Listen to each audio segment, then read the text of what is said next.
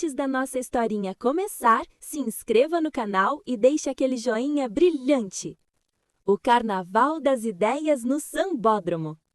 Era uma vez, no Rio de Janeiro, quando o Carnaval estava chegando, o Sambódromo não era só um lugar de desfile, era um lugar onde as ideias também sambavam.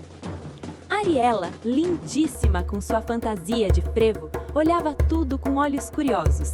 Ela acreditava que carnaval não era só fantasia, era imaginação em movimento. Ao lado dela estava Joãozinho, com seu jeitinho esperto, fantasiado de malandro. Ele pensava rápido, mas às vezes duvidava de si. Aurora chegou rodopiando, com sua linda fantasia de fada. Ela adorava brilhar, mas achava que só quem chamava atenção era importante. E Heitor, com seu jeitinho aventureiro, com sua roupa de pirata, observava tudo em silêncio. Ele falava pouco, mas enxergava coisas que ninguém via. Quando entraram no sambódromo, viram algo estranho.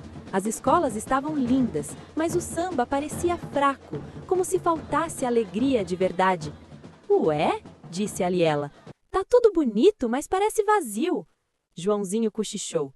Todo mundo quer aparecer mais que o outro. De repente, um senhor do carnaval apareceu, com um apito dourado e um sorriso sábio.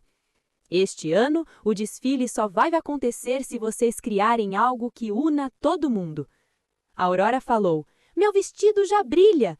Joãozinho respondeu, meu pandeiro está pronto. Mas nada acontecia, o sambódromo continuava apagado.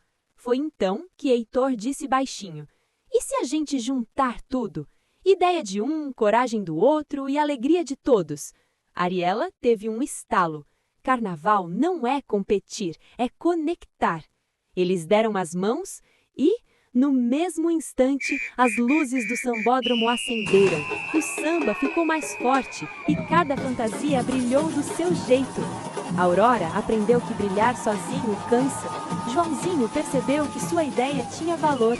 Heitor descobriu que até o silêncio pode liderar.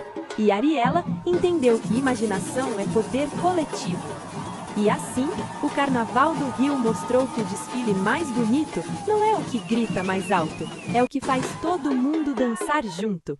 E se você gostou dessa história, se inscreva no canal e venha sambar com a gente na próxima historinha.